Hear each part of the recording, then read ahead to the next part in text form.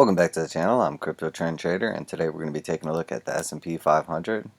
Before we get started, I'd like to remind you it's not financial advice. I'm not your financial advisor. These markets are extremely volatile, so please trade at your own risk and do your own research.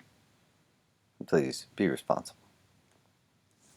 So I pulled up the old Wyckoff distribution chart on SPX, S&P 500 index, and I haven't really changed anything. I mean, this is still it from when we did it way back here.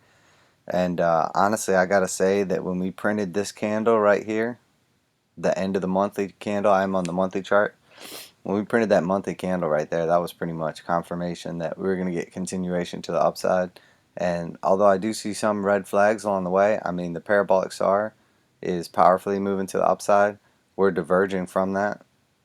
This is a huge wick, so it got bought up off of both of our resistance zones. After we broke out of it, we came back down and confirmed it as support, closed above it. And then when we got the final close here,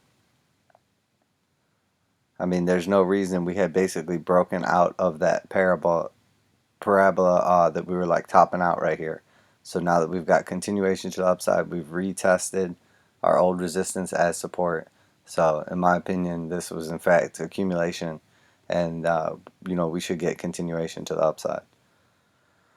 If you look at the Jewel, TJD Jewel, down here you'll see basically when we got the knife came out the bottom here, that was calling the bottom.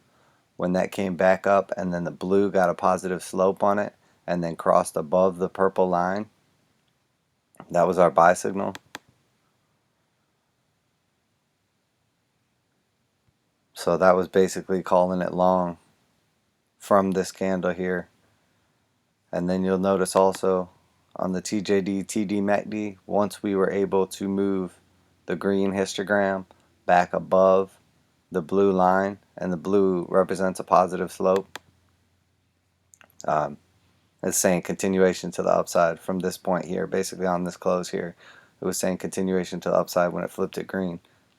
So we'll see how it works. They're very good trending indicators.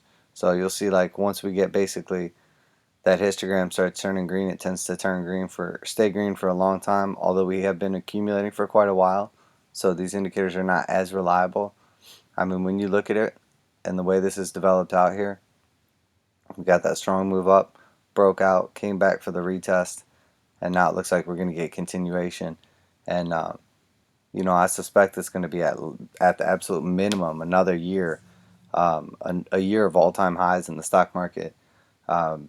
Based on the way the market reacts to Trump and whatnot. Like it or not, I mean, it's getting results. So there we have it, Crypto Trend Trader on the S&P 500. Just wanted to come back and touch base and say that, according to the charts, according to the indicators, I was wrong. It's not distribution. Looks like it was just a reaccumulation phase. And we are, in fact, going to get continuation to the upside. So, again, this is not financial advice. I'm not your financial advisor. Crypto Trend Trader, signing off.